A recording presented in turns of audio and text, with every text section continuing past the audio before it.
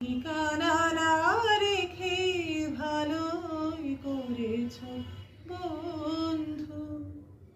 না আসার কোনো কারণ সাজাতে হবে না তোমায়,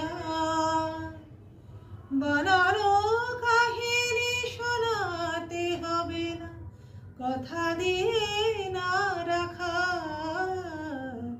ঠিকানা না রেখে ভালোই করেছ।